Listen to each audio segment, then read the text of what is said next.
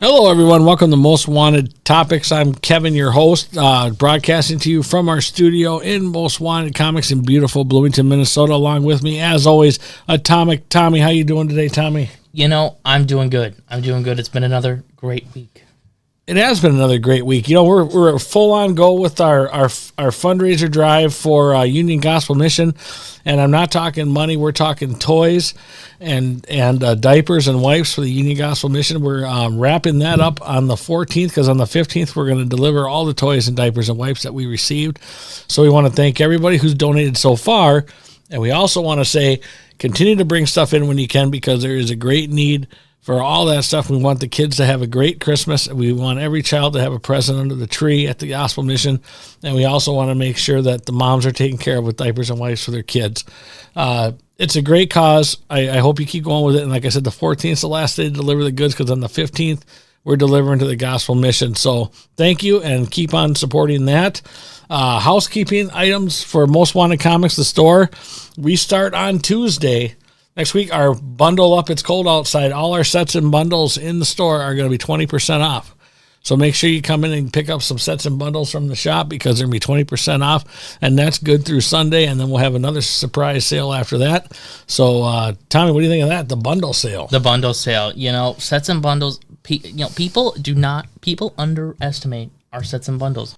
Well, as you can see on the photo here, we have quite a few sets and bundles, so make sure you stop into the store. As you're seeing right now, we have plenty of sets and bundles to choose from at 20% off. Also, a big day today. ERIK Burnham's joining us in studio today for an interview. He'll be making his way in shortly.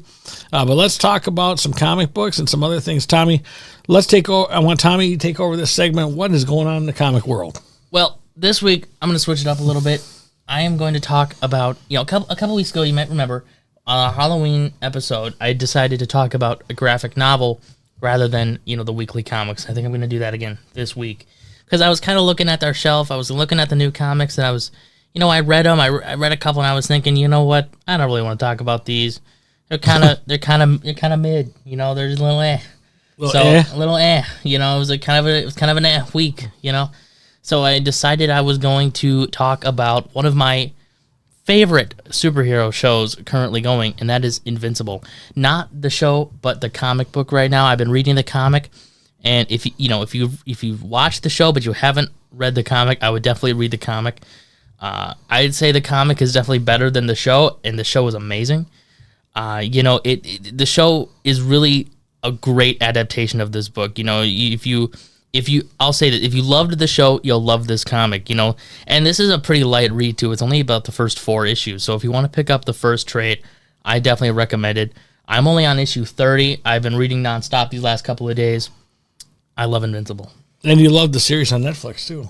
Amazon Prime. Or Amazon Prime. But I do. Yes, I do love the series. It sucks that they only released, the first 4 episodes. Now I have to wait for the next 4. That sucks. But other than that, Invincible, is all the hype and more. I would definitely recommend checking it out. Well, we have it here at the shop, so people can come in and pick it up at Most Wanted Comics, 9919 Lindale Avenue South in Bloomington. Hey, make sure you smash the like button. Make sure you subscribe if you like what you're seeing. We like to keep this going. After our interview with ERIK, I think we're going to bring in Mafu, the toy expert, aren't we? We are, yes. Wow, we got a big show for you guys coming up here.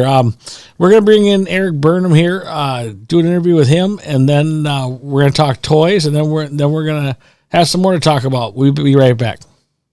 All right, well, with us today is ERIK Burnham, a good friend of Most Wanted Comics. We're happy to have him down here for a second time in the studio. First time we didn't do a podcast, but at least signed autographs here with Brent Schoonover.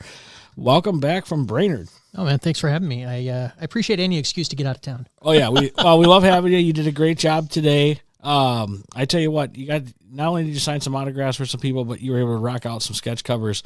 What was your favorite one or most challenging one that you did today? You know what? It's both of them are going to be that Godzilla and the Flash, because I didn't see when I was asked to do it how that was going to come together, and it worked out. It was pretty good, so I was happy with it. I thought it turned out great. You're looking at some of the sketch covers right now above ERIK and me. You're seeing some of the sketch covers he did today. They were fantastic. ERIK was on his game today. So if you missed out, you'll have to wait till he comes back again, and then you're going to have him sign some books and do some sketch covers next time he comes out in the new year 2024. You are going to come back again, aren't you? Oh, of course, absolutely.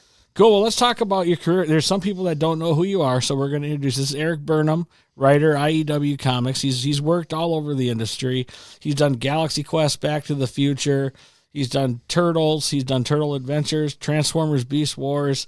Now he's doing Saturday Morning Adventures. He's done G.I. Joe and currently Teenage Mutant Ninja Turtles for Saturday morning. Tell us how you like doing that and how you got involved in that. Well, I love it. First off, it's how I was introduced to the Turtles was the 1987 cartoon. I think how most people were introduced to the Turtles who didn't have a comic shop handy.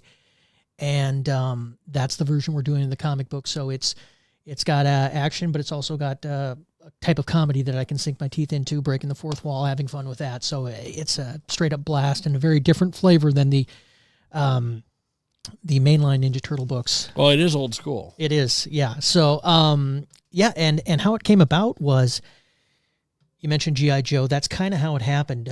For years, IDW and my editor, Tom Waltz, wanted to do a Saturday morning adventure G.I. Joe comic, and they didn't get to it until right before the license went over to Skybound. So Dan Schoening, Luis Antonio Delgado, and I, team of the Ghostbusters comics, we jumped on and did 4 issues of G.I. Joe. That went over real well. So IDW decided to do some more Saturday morning adventure comics. They did Dungeons & Dragons with another team, and they asked me about doing Ninja Turtles, if I wanted to pitch Ninja Turtles, if I had any interest. Yes, I did. And then... who wouldn't? You know, Turtles exactly. it's an iconic franchise. That's right. It's one of the largest. Mm-hmm. Folks, if you've never read ERIK Burnham, his sense of humor is awesome. He's witty. He's a dry sense of humor, and you actually have to read it, but you get his sense of humor. He's a top-notch writer. Art is something we like to have him do, but the guy is a brilliant writer. So if you've never read his stuff, pick up his stuff. You can get some of it at Most Wanted Comics, but go to your local comic shop, find some ERIK Burnham. He is a funny writer. He's a good writer, and you're really missing out if you haven't read him. How did you break into the industry? The short version is and it's something you can tell from the way I'm talking on this podcast. I worked in broadcasting, and the radio station laid off a bunch of employees. I was one of them. Oh no! I was a blessing, though. So yeah, I was out of a job for a while, and during that time, I started hanging out on the internet more. And on this was the 2000 exactly, 23 years ago, talking comics with people on message boards. And during one time in the old arcane AOL Instant Messenger, there was a group chat. We were talking, and there's a bunch of people saying, "Well, comics right now suck. We could do better." Somebody said, why don't you put your money where your mouth is? And that turned into an anthology, which was the Shooting Star Comics anthology. It came out in 2002. From there, we turned into a independent company for a couple of years after doing the anthology, and decided to put out more of our work. We published the first comics work of Tom Waltz, and that was Children of the Grave, which IDW wanted to collect. They did.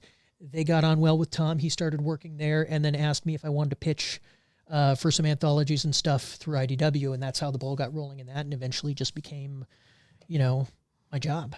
Wow, that's cool. What's been, I guess, the creme de la creme? What's been kind of of all the writing you've done? What's been your favorite to work on? Okay, well, I've got 2, and the one that was nearest and dearest to my heart for the longest time, I did a decade on Ghostbusters, which I had so much fun with. I forgot to mention that in the prelude. Sorry about that. And as much as I love Ninja Turtles, that's the number 3 spot, because I did get to write Spider-Man, and Spider-Man has been my favorite forever. So Spider-Man takes number 2. Spider-Man number 2. He'd be number 1 if I'd written him a little longer. Right. How long were you on Spider-Man? I co-wrote. I scripted Scarlet Spider for Marvel for Chris Yost when he was working on the Thor movie, The Dark World. So I helped him out on that. Wasn't totally Spider-Man, but I mean it counts. It counts. And then I did IDW licensed all age versions of the characters for a little bit. So I wrote 3 issues of Marvel Action Spider-Man. So sweet. Yeah. So I mean, all told, 9 issues of characters that I got, wrote the thwip sound effect for. So yeah. Wow. Hey, you got to do it. I did. And it was great. I mean, this is the first Marvel comic I wrote, Wolverine was in it. So I mean, if that doesn't say how much he appears, I don't know. Yeah, no kidding. But but Ghostbusters now Yep. that has been your biggest. Okay, I forgot to mention that, and I'm sorry for that. I should have. Okay. When you go to comic conventions, is that what people mainly know you for then, or do they kind of hook up with some turtles? They kind of hook up with other things. For the most part, yeah, it's either Ghostbusters or Turtles that people know me from. Some from Beast Wars. If they're big fans, of well, my youngest son's the given biggest franchise. fan. He's had you sign everything Transformers Beast Wars. So I mean, yeah, if I happen to be working on something that somebody is a big fan of, then I mean, if it's in the Zeitgeist, that's when that'll be the most popular thing at any given show. So, and that was Beast Wars for a little bit, and it was Ghostbusters for a bit, and it's Turtles now. Yeah, well, that's cool. Well, I mean, this is absolutely fantastic. What do you have in the future for Eric Burnham? Like you've got your current ongoing series with the Turtles. Mm-hmm. How long is that going for? And I just turned in the plans for the second year. Good. So, that's running through Nickelodeon now, and we've got a little bit more mature Untold Destiny of the Foot Clan, which is me back with Mateus Santaluco. We did Secret History of the Foot Clan together about 10 years ago, and so this is that. It's a little bit darker. It's a little bit more. It's polar opposite from the 1987 the Saturday Morning Adventure stuff. I'll put it that way. Different muscle, a lot of fun to write, and. Yeah, no, that's literally everything that's coming out that I can talk about. Everything there's other stuff. It's just I haven't been given the clear. Oh, so there's no hints. There's no the whistle. There's NDAs is what there are, and I don't want to get in trouble. Yeah, I don't want you to get in trouble. Yeah, we love having you here. So you can't talk about it now, but when is it projected to come out next year? Well, one of the projects that I know is coming out that I'm working on right now should be out in October of 2024. So a few months before that, it'll be announced and obvious what that is, and then the other one doesn't have a release date, so I'm not entirely sure even when to tell folks to look for it. So it's just for sure you're going to have to make a couple of trips down, especially one in October. Then when the new one's projected to come out. Oh sure, as we'll all be excited just to see your work. So. Well, you got any good plans for Christmas coming up, the Christmas season? Oh boy, I will be writing and making Christmas cookies. That's my two plans. What's your favorite Christmas cookie? Honestly, I've gone round on many, but I always come back to ginger snaps. It may be not a traditional ginger Christmas cookie, but it's my favorite. Yeah, it's a staple. My favorite is the Hershey Kiss and the peanut butter. Oh yeah, the peanut blossoms. Peanut butter blossoms. Yep. Peanut butter blossom is my favorite Christmas cookie. My wife goes nuts because she hates peeling all the wrappers, and I help her, and the kids help. We peel all the Hershey Kisses, and then but yeah, definitely the peanut butter blossoms are my favorite Christmas cookie. I love it, and. Yeah, so I'm excited for the Christmas season. This is our favorite part. I'm glad you came down for December for the signing today. And I wish you all the best. And I can't wait till the new year till we have you back. And hopefully you will come back. Oh, absolutely. Yes, sir. And thanks for being on the podcast, Eric. I appreciate it. Yeah, well, thank you for having me down to the shop and on the podcast. Yeah. Yeah, we'll see you next time. Eric Burnham, everybody. Coveted claps for Mr. Burnham. You have a good one. All right. All right, Matthew, back for another toy segment. As you can see, front and center, we got something real nice to talk about. Yeah. Why don't you go ahead and tell us what you have for us today? This is the vintage 1986 G.I. Joe Havoc, and it's awesome. It retailed back in 86 for $8.99. Can you believe that? $8.99. Can't even buy McDonald's for that. Exactly. Nowadays, I mean, that's like, what, one hamburger? Probably. And then, what else can I say? Today's market, this would probably cost around $100, probably, because it would have to be scaled up. Probably not that much, but I could see it maybe for like 50 to 60. I could see that. But it has so many cool features, like the drone. Well, not, but the hover sled, which can fit one action figure. Spy round. On Cobra's base, and it's great because what else can I say about it? It has tons of weapons. It's just awesome. This thing can also go down, can't it? Yeah, it can elevate, and the canopy here can hold 2 action figures, a driver and a navigator. But then the next I'm going to get sore because they gotta sit like this and look at the monitor. So that's gonna be hard on the necks. Better to take some Tylenol.